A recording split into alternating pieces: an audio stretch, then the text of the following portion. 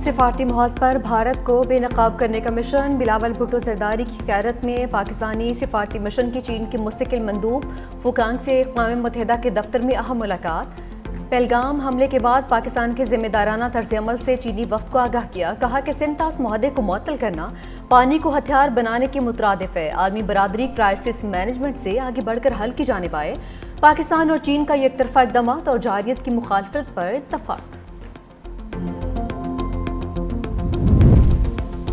बानी पीटीआई से कल अडियाला में मुलाकात का दिन। कोऑर्डिनेटर इंतजार पंजोता ने 6 वकलाओं की फहरिस्त जेल हुकाम को भिजवा दी। बानी पीटीआई की बहनें भी मुलाकात के लिए अडियाला जेल जाएंगी।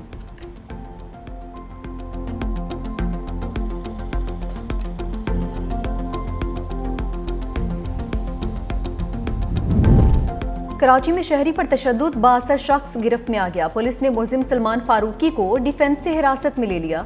मुलजिम थाने मुंतकिल, गाड़ी भी कब्जे में ले ली। सलमान फारूकी ने गुज़िश्ता रोज नौजवान को बहनों के सामने गार्ड के साथ मिलकर तशद्दुद का निशाना बनाया था। बासर मुलजिम की हवालात से जारी तस्वीर पर सवाल उठे।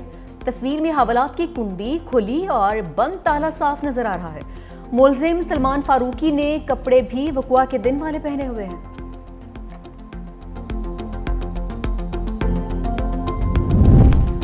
और कराची में एक बार फिर जमीन लरज उठी। डीएचए में ज़लज़ले के झटके, शिद्दत 3.0, गहराई 13 किलोमीटर थी। कराची में कल से अब तक 9 बार ज़लज़ला आ चुका।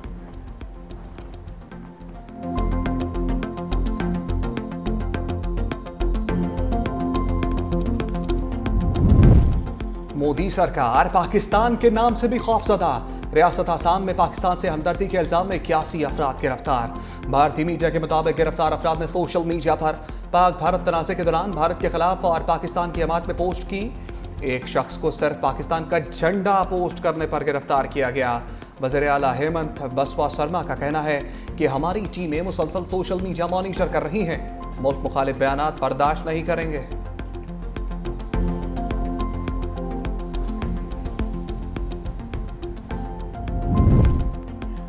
पाकिस्तानी फ़ज़ाई हदूद बंद, भारतीय एयरलाइंस की सांसें बंद। एयर इंडिया का अपने अखराजात बढ़ने का एतराफ़। Chief executive officer Campbell Wilson का कहना है कि पाकिस्तानी फ़ज़ाई हदूद की बंदिश से बराह रास्त प्रवासों का दौरानिया बढ़ गया।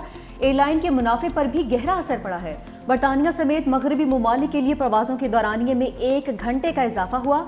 एयरलाइन को इजाफी फ्यूल का खर्चा उठाना पड़ रहा है।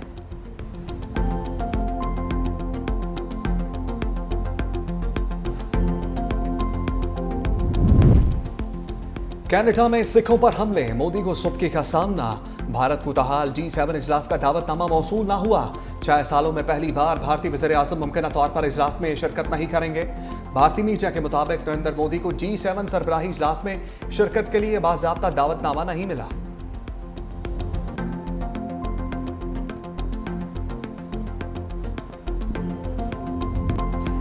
पाकिस्तान ने भारत को हर मुआज पर शिकस्त दी। पाकिस्तान को कम समझने की गलती भारत को बहुत महंगी पड़ी।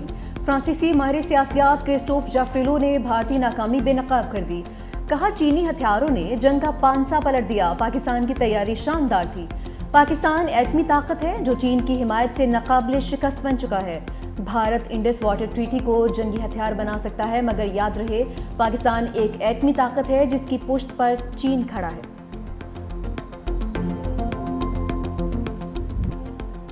कांग्रेस रहनुमा ने मोदी के ऑपरेशन सिंदूर का सुरमा बना दिया।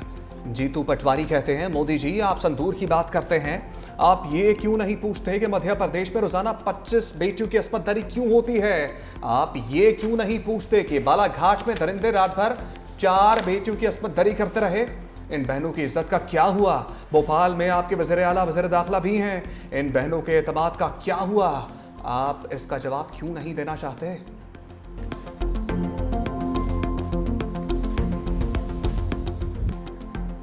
भारतीय खवातीन ने मोदी की सिंदूर सियासत को ऑपरेशन का नाम दे दिया। कहा कि जिनके घर मोदी सिंदूर भेजेंगे वो चप्पल से मुंह लाल कर देंगी।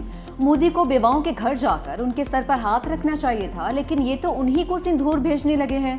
सिंदूर बिकता नहीं और ना ही बांटा जाता है। मोदी सरकार ने हलाकतों पर हमदर्दी के बजाय सियासी सर्कस लगा दिया। मोदी ने साबित कर दिया कि उसे मजहब की समझ है, ना ही इंसानी एहसासात की।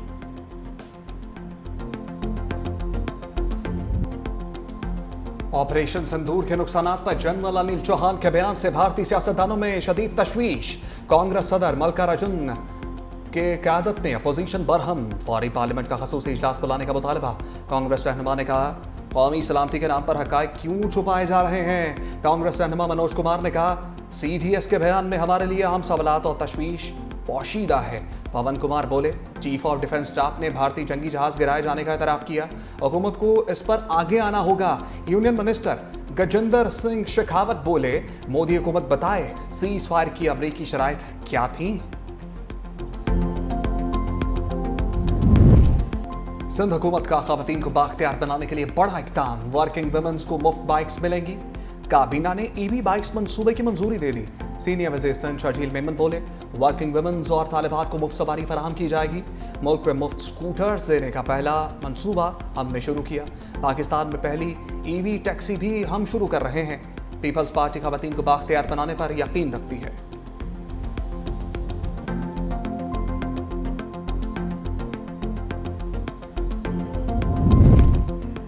बड़ी ईद की खुशियों को चार चांद लग गए। वफाकी हुकूमत का ईद उल अज़हा पर 4 छुट्टियों का ऐलान। 6 से 9 जून तक तातीलात होंगी। सेक्रेटरी काबीना ने छुट्टियों का नोटिफिकेशन जारी कर दिया।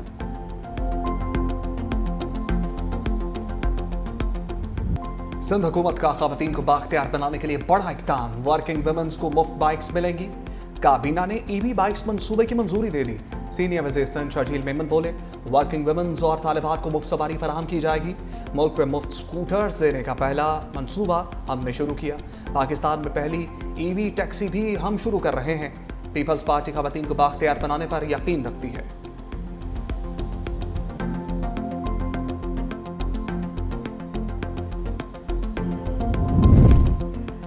बड़ी ईद की खुशियों को चार चांद लग गए। वफाकी हुकूमत का ईद उल अज़हा पर 4 छुट्टियों का ऐलान। 6 से 9 जून तक तातीलात होंगी।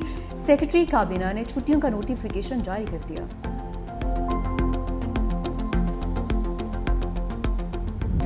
सिंध और बलूचिस्तान में गर्मी के डेरे। सिबी में पारा 48 डिग्री को छू गया। जैकबाबाद 47 और दादू में 46 degree centigrade record. Multan 41, Lahore और फैसलाबाद 40, पेशावर 39, कराची और इस्लामाबाद में पारा 37 रहा। पंजाब और खैबर पख्तूनख्वा की बादलों की इनिंग्स की प्लानिंग एक बार फिर बरसने की तैयारी कर ली।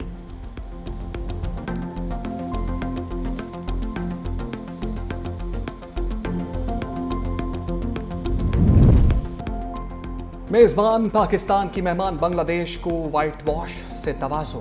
ख्वाबी टीम ने तीसरे T20 में भी 7 विकेटों से फतह समेट ली। बांग्लादेश का जीत के लिए 197 रन्स का हदफ पाकिस्तान ने 3 विकेटों पर पूरा कर लिया। T20 कैरियर की पहली सेंचुरी बनाने वाले Mohammad Haris player of the match करार।